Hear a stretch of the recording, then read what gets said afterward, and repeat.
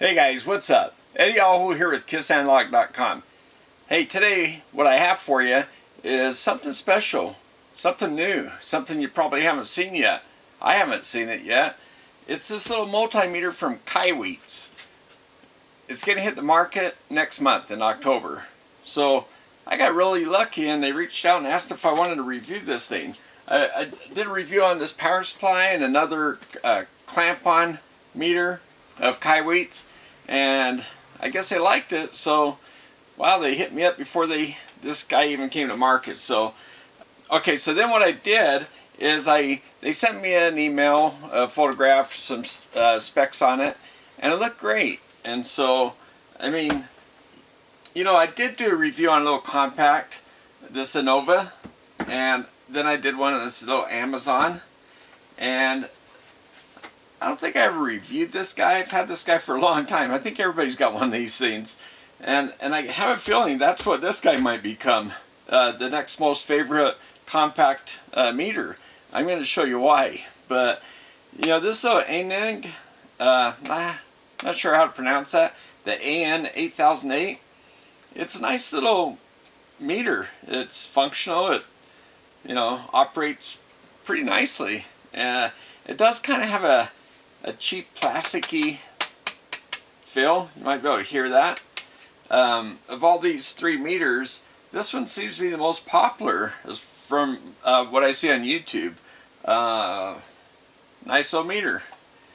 Well, let me show you this meter. I'm just going to pop it out of here. I took it out just to take a quick look, see if I wanted to actually go through the review, because I wanted to see if it felt like a nice meter. Anyway, the instructions that come with it, they're written well. It's all in English, and you know, even though it's a small pamphlet, it's pretty verbose, and it does do a good job explaining how the meter works. So no problems with that. The case, it's one of those kind of molded cases, so it's somewhat firm, but yet, you know, it's a soft case. So kind of, you know, I wasn't expecting the case, so I think that's a really nice touch. I don't know why more multimeters don't throw in a case. I mean, come on. And I think this is why this guy might become the next most favorite meter, because this guy did come with the pouch, which that's nice, but I think this case is a little step above, right? It has a pocket inside for your multimeter leads, and then it has a little band here holding the meter in place. So pretty cool. Okay, now let me just pull out the meter, because I think from there you'll be able to, now first of all, let me just tell you, these meters, very similar in size. Those two meters are 2,000 counts. These meters, this one's 6,000. This little guy's, I think, 10,000, which is crazy. But 6,000 count meters are, you know, what I have in some of these, you know, mid-level multimeters. 6,000 counts, I think, is a good number of counts where you get enough digits and accuracy where I think that's just good target. So I was kind of surprised. Well, I was really surprised this guy came out with that, but I was surprised that, you know, this Kaiweets has 6,000 counts. Now this guy feels nicer than this guy. It feels like a higher quality product, actually. I mean, this little plastic case, it does feel cheap, right? I mean, you guys know if you got one. This guy has more of that feeling of your cell phone, of a smartphone, and you can kind of tell it almost looks like one, right? If I was just holding it, you think it would be holding my smartphone. Has a rubberized little booty like you have on your smartphone. Flashlight on the back. There's no stand on the back. There is a CE mark, which I know a lot of people don't have a lot of faith in that, but I think you just have to have faith in the company, and then if the company puts the CE mark, then maybe, you know, you have some confidence level there. Other than the LED on the back, there's 3 ports here for your banana jacks: current, common, and volts, ohms, diode, and all that stuff over here. And then there's 4 buttons. You can tell, big red button, that's your power button. And this guy is one of those smart multimeters. Haven't really played with one before, honestly, so I'm not really sure what I think about it. So I guess we're going to find out pretty soon. I have seen a meter. What I thought was really cool about this meter, and why I thought, you know, even before I felt the quality difference, what feels like, at least what feels like a quality difference, the display. The display, I just thought, you guys will see when I turn it on, put batteries on, but it has a really cool display. So I thought that's kind of what set it apart. Well, then I did a little research and I just saw another meter out there. I think it goes by a couple different brand names, but it has a similar interface, similar meter. Then I realized that other one has the permanent leads connected to it, which, you know, anytime you have permanent leads, you know how it is with your, well, like with your cell phone, your charger cable, where it bends a lot, you know, that's the weak point, right? So having permanent leads on that meter, I think that might be the weak point of that meter. This one has, so it doesn't have full-size banana jack, so that might be a negative, you know. But I think compared to, I think when you're doing a small meter like this, you have to have different connection ports, and large, you know, the large banana jacks just wouldn't fit on this, on the bottom, and how thin this is, it probably wouldn't fit on the top either. So they came up with a miniaturized banana jack. So these Teslas look like regular Teslas, but they're just miniaturized, fit in those little ports. Okay? Alright, let's bring the camera over and kind of run this through the paces and see how well it performs. Now, you know how they always have a little plastic cover over this display? This one kind of covers the whole thing. There's cutouts where the buttons are, so I'll bring the camera over and we'll peel it off and put the batteries in and take this thing for a spin. But, you know, something like this, you know, it'd be protected to throw in your car, in a tool bag. You just want some portability, some small meter to carry around with you. I'll tell you what, when I travel and see friends, what I've found is sometimes they have an electrical problem, you know, a plug that doesn't work or something, and I'm always wishing I had a multimeter so I could, you know, check out their switches and see if I could fix them. But yeah, something like that, small enough you can just throw in a bag. But alright, let's bring the camera over, take a close look at this thing, okay? Okay guys, just a quick look at the manual. I just want to point out some stuff to you. I mean, just so you can kind of see it, real quick view of it. Now right here, I think this is a cool thing. It says when the fuse is out, you get a little fuse warning. When the probe's in the wrong port when you're doing current voltage, it gives you a lead measurement. So we'll check on that, okay? But yeah, pretty cool. And there's the other side with the specs. So I'll just show you the specs real quick here. Okay, so little pocket leads in it. Take it out of there. So you can see those little miniaturized plugs, right? The leads themselves, okay, they have the markings on the probes. You have the little boots that pop off. They have the little soft relief back here. And that's about the probe size. So they're on the smaller side, of course. I think that's also so they can fit into this package. And then they have the little banana jacks with the little soft relief back here. So see, here's a little band that holds this in, slides out. That's a nice size display. So let's see, we put our red up here in our volts ohms, and our black in the common port. Then you got your current port here. One thing to point out about the current, it's 600 milliamps max, 250 volts. And it is a Cat 3. See the Cat 3 600 volt rating. Okay, you just kind of squeeze those in. That's a pretty snug fit. You saw how I had to squish them in there. Alright, so I think what we need to do is get some batteries in this. So this is going to be your HT112B.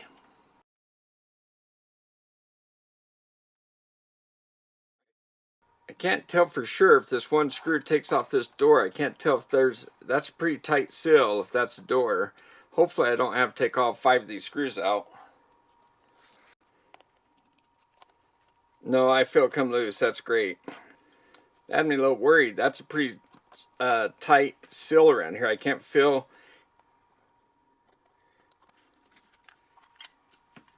All right, check that out.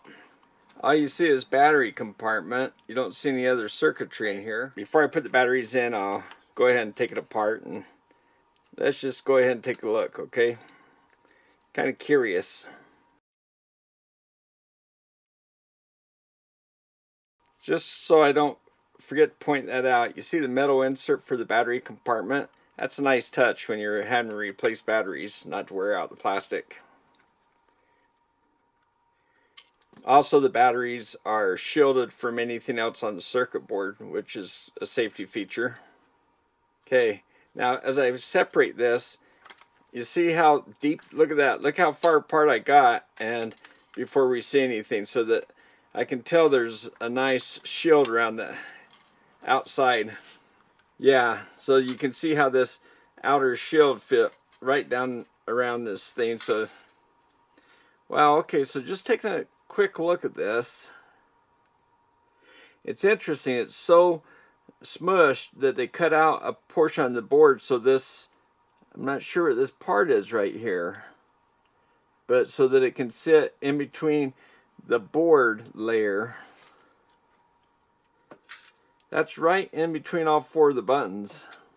Wow, a couple microprocessors. There's your LED light.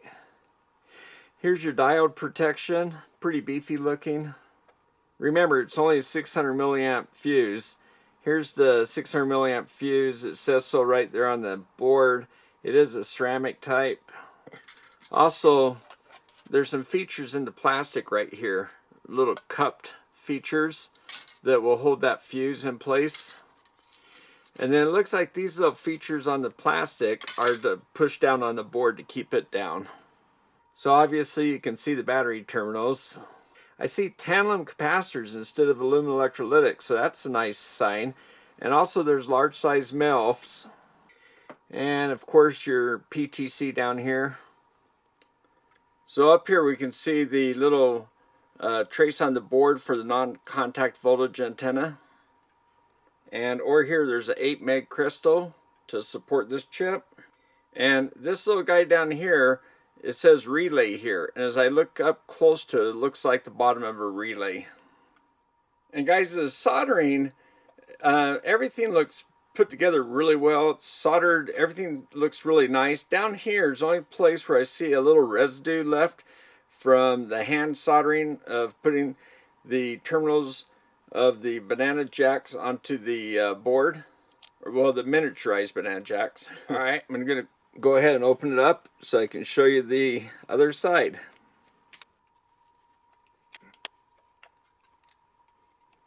Looks like there's 6 screws that hold the board down, so for this little board, that's a lot of screws. Now it feels like it's still being held down by something. Now these jacks, it's held in place with these jacks. I was hoping that I could just slide it out. All right, there's some little plastic clips are holding the board down as well. So once I popped it up, now it feels like it's going to slide out. At least it felt like, oh, there it goes. Okay, there's our display. Okay, and now we got the board out. Down here, this is a buzzer. And then there's the 4 switches and the relay. And our fuse, which is just kind of sprung in there. It's held in by the plastic body. So it's held in by that plastic cradle right there. You can see there half the cradle right here, where the other half of the fuse gets pinched between that cradle and this cradle. Okay guys, and in this part of the assembly, this guy just has these bosses that hold it in place. So it's held pretty strong. And it's got these little cradles down here where it kind of sits into. Then there's another piece of plastic sitting on top of the buttons.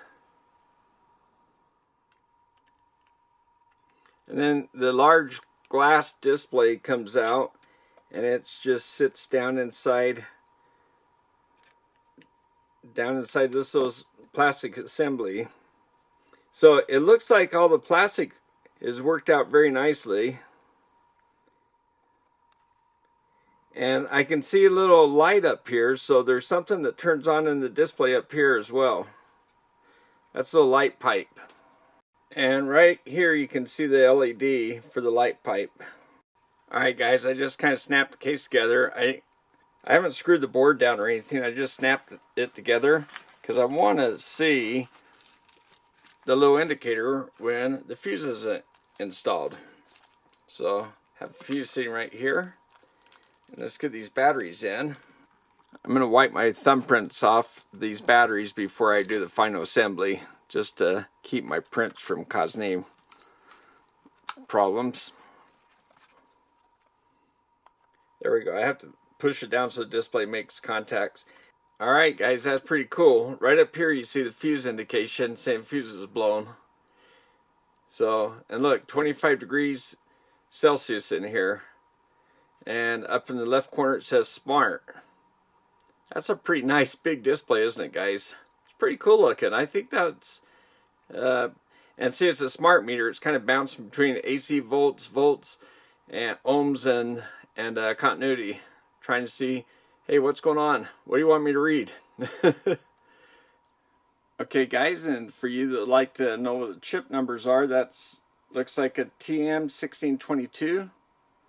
And over here, SD7501. And that's the big LED.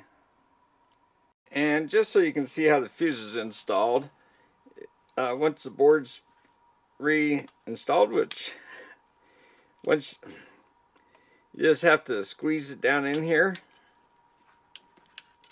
and it fits nice and tight down in there. And then when the other half of the board goes on, this little crate over here will hold it in place. And by the way, this guy snaps together very tight. I mean, you can see even without screws put in, I was able to put batteries in and play with it. Okay guys, let's go ahead and take off this cover. Wow, look at that. That is one shiny, nice display. That is thunder outside if you heard that. But wow, look at that display. Guys, like I said, this could be your next favorite compact meter. Okay guys, so let's just go over some of the basics here. When you power on, you have to hold it down for a moment, which is nice. If you just, accidentally push it or something in here, it's not going to turn on. You have to hold it down. And turn it off, you have to hold it down. Okay, so a quick push isn't going to turn it on. Takes a couple seconds, and then you get temperature and auto, and this little needle's just bouncing between the volts and ohms and continuity. Okay, so then if we go to smart functions and we push this, it jumps up to DC volts. And let's see if I can, okay, then if I hit select, it goes to AC. And oh look, we have a bar graph too. That bar graph is nice. I mean, I think this is a nice display, guys. So we got kilohertz and volts, but nothing's going on right now. So okay, so then we go to the next one, hertz and percentage duty cycles. So there's probably no change here because that's all there is. And then capacitance, probably nothing here either. And we're getting the temperature whenever, it has that dual display, so you always get the temperature, it looks like, unless there's another option. Okay, diode, same thing.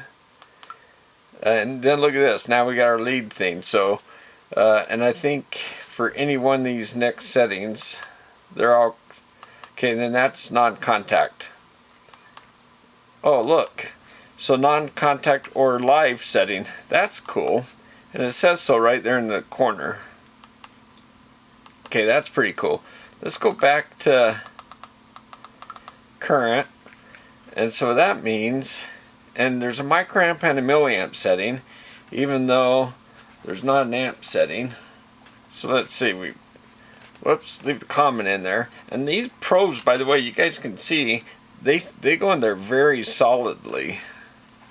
Okay, and then the lead turned off, the lead display changed to current, Now it'll probably let me select between AC and DC.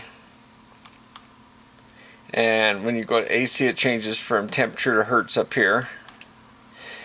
Alright, and then, yeah, that's pretty cool, guys. So now I can kind of go between my two currents. Look at that. If I toggle back and forth, it doesn't take me to any other settings. Once my probe's in my current setting, it knows I want one of those two currents. So it locks me in and it won't let me go somewhere else. So if I wanted to read volts, I need to move that lead because it won't let me go. So that's a nice safety feature. And so pull it out, go back to non-contact. I want to go, okay, now we get the lead, so let's go to non-contact. I just want to try that because I want to see. It was on the circuit board, it wasn't like a little antenna hanging off. I just want to see how well that works. Okay, I just happened to notice, I was trying to go to some AC volts, but I just happened to notice, even this low, look at that. And I see an H and an L, it is very sensitive. This is a low voltage, 5 volts, but it's so sensitive. Wow. And I don't know if you see the light up here. It'll go from green to red. Man, that is super sensitive. That's just my little charger for my camera. Wow. Alright, then I have an extension cord here. Same thing. It's really sensitive, guys. This is one of the more sensitive ones I've tested. Okay, now I want to go to the live setting. Let's go to select where it says live. Okay, guys. Alright, so now I select live on this non-contact thing. And then I can take my cap off here and I can just go down inside here. And look. So that's a safety thing. So if you don't want to, manage 2 probes, you just want to, if you don't want to count on the antenna, this gives you that extra, little step. So, it's a confidence builder that whether you have power or not, you don't want to truly 100% rely on it, but if you do read it, you'll know it's there. If you don't, you still want to be careful before you touch any, potential high voltage. Alright guys, so once we're back over into this setting, we can check continuity. See, it just has to find, and then see how it does latch. See the green light go on, and it is trying to give an ohm reading. So I'm going to go over to my ohm setting. Okay, now I've got the probes plugged in my decade box, and I've got it set at 59 ohms. And if I drop that down, just 50.2 ohms, it's too much. And then if I drop right below 50, you see the green light, and see how it switches to continuity, and it'll read you the ohms out as well as drive you crazy at the beeper. And then if you go over 50 ohms, it goes back to ohm setting. So that's how that works. Alright guys, and it is 6,000 count meters. So see, when we're at 5,000 counts, 5 volts, 0.020, or sorry, this is k ohms. It'd be the same for voltage or k ohms or milliamps. But when you've got 5,000, so 5.020. Now once we get up to 6, look at that. We're still getting 3 digits, so it doesn't switch automatically right at 6 like some meters. So every meter is a little different. Let's see where this one does switch. When it switches, you'll only get 2 decimal points. Probably close to 6.1 volts. So 6.08, then you lose one of your decimal points. So that's where a 6,000 count meter really helps you. It gives you a lot of points, a lot more accuracy. Yep, see, you get extra digits here that you can count on. A 2,000 count would be switching right about now, but we know this is 6,000, so we can keep going and we're still getting 3 decimal points. So that's the difference between the 2000. See, a 4000 would be switching over right around here, and yeah, so that's the benefit of 6000 count meter, guys. Alright, let's bring our extension cord back over here and go ahead and plug our leads in here. Okay, and there we go. 121.5 volts here and 60 hertz. That's pretty cool. Those first few 3 settings, volts, ohms, and continuity, is just automatic. Alright guys, I got the leads plugged into my power supply, but the voltage is down to 0, so it's just checking ohms. And it thinks it's got continuity. So let me bring up the DC volts, and it quickly switches to DC volts, and there we go. I'll just bring up the voltage kind of quickly up to what, 60 volts maybe. Yep, there we go. So now if I just drop it down below 6, then we get our double digits back. And then when I get above 60 volts, we go to single digit. So that's your 6000 count meter. If you listen real closely, you might be able to hear that relay click on. Let me do AC voltage reading again.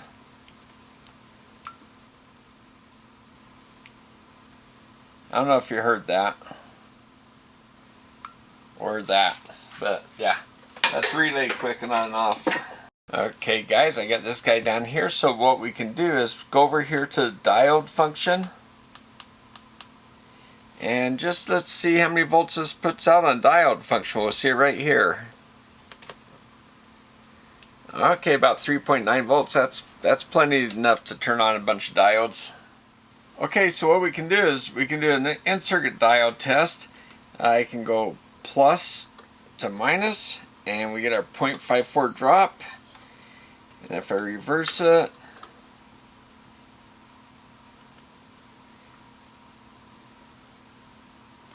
so we're charged up a cap. So yeah, that's our in-circuit testing. 0.5 there, 0.5 there. And by the way, we got a couple transistors here. We can test those in circuit too. Okay, we got a 0.6 drop there. Let me flip them around. And a 0.6 drop there. Okay. So yeah, good transistor. Okay guys, let's go light up some LEDs. 1.77. I might have to dim my overhead a little bit.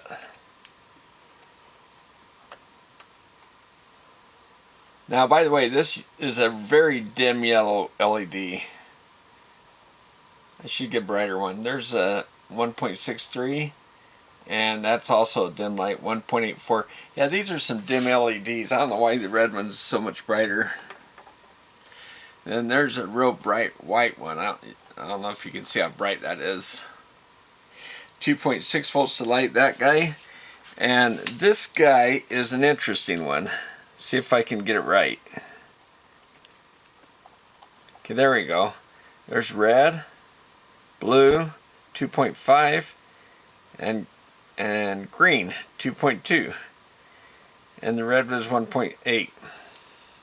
And then this is a double diode package. It's 0.13, it's a Schottky. 0.13 on the other side. And by the way, this little buzzer, you can test buzzers with the LED too, because it puts out a voltage. So yeah, test buzzers as well. Okay, I ran my function generator over here. So let's go back to smart. Okay, now turn on my function generator. And look at that, 1 kilohertz, 1 volt, perfect. So let's increase the generator and see how high we can go. There's 2K, well you can read it right there. Okay, look at that guy. It's good up to 1 kilohertz, and that's I think what the spec said too. Once I go to 2 kilohertz, it's not reading the hertz anymore, and the voltage is dropping. Okay, right there, that is 4 kilohertz. Okay, but let's go back up to the hertz up here and see what happens. Alright, look, there's our 4K, 50% duty cycle. So let's see how high we can go up. Alright, I'm at my 10 megahertz limit on my scope. I believe this goes up to 60 megahertz. Alright, and there's the 10 meg. It's 3% accurate at 10 megahertz range. And it looks like it's at least that good. It's dead on. Alright, let's go to capacitance. I've got a 10 millifarad cap here. Let's see how long it takes to read.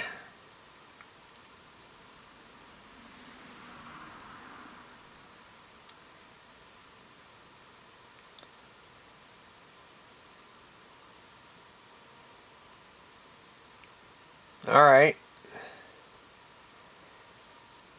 I've actually tested this cap with some other meters, and it reads right around the same thing, so I tend to believe that is 10 millifarads on the low end. Yeah, that's right about where the other meters have settled. Okay, and this capacitor is a 102, so it's about 1,000 nanofarad. Alright, that looks believable. This guy's capable of going up to 60 millifarads. I have this big cap bank, but because these resistors on the board, I think create, because most meters read around 20 or 25 millifarads, I think, something like that.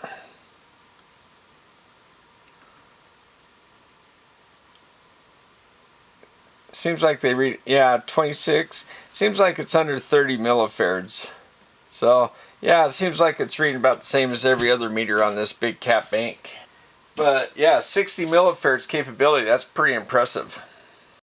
Alright, guys, so I've got the meters daisy chained. So the current's coming from the power supply going through, this black lead's coming from the negative side of the power supply, going through the amp probe, then up here, then to this meter, then from red back to the plus side of the power supply.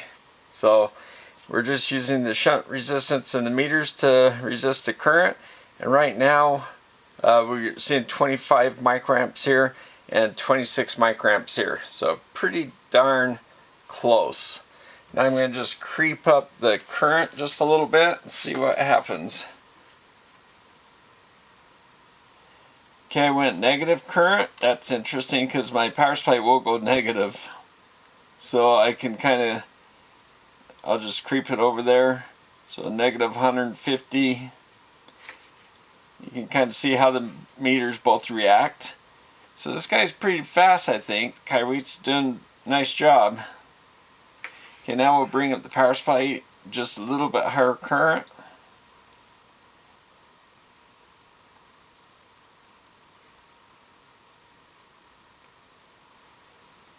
Now you can kind of see them tracking each other. They're pretty close. They're within tolerance, I would think.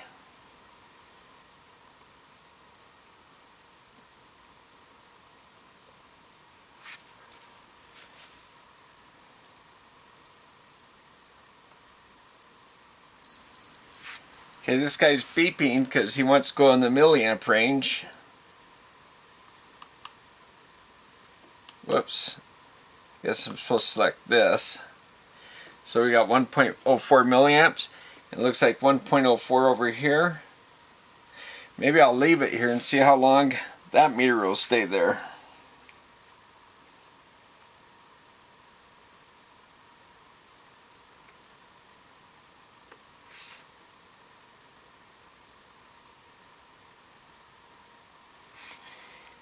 Okay, let's go to milliamps here. I mean, look, they are dead on with each other. Now our limit on here is 600 milliamps, so I'll just keep it under that so I don't blow out the fuse.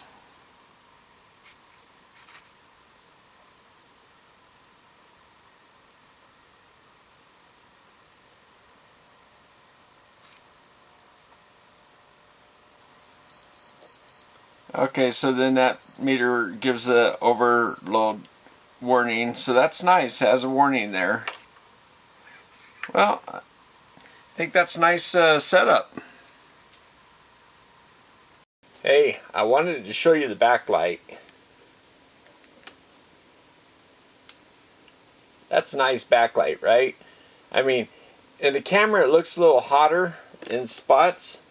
I can see that in the camera, but in person it looks very evenly lit, and I just think that's a nice display, nice backlight. And I don't know if I'd leave it on too long because of those little small batteries. And here's the little flashlight in the back. So, you know, kind of see how good the flashlight works, I guess. It's a flashlight, not super bright, but then again, if it was, those batteries wouldn't last at all.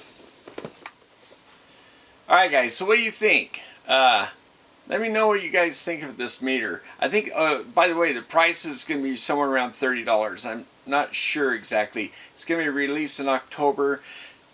This meter is given to me free of charge to review, and they're going to give me a date when it's going to be released, and they're going to give me coupon codes that I can pass on to you guys so you can buy it. I think it's going to be on Amazon. I'm not sure. Might be more than one place. I don't know for sure right now, but we'll find out, okay? And so, hey, by the way, it was given to me, but it's not. It doesn't make it a sponsored video. It's kind of like ESPN getting free beer to do Budweiser commercials. That's not sponsored. Sponsored is when you get paid, okay? I mean, most of us are reviewing these things because we like to. It's fun.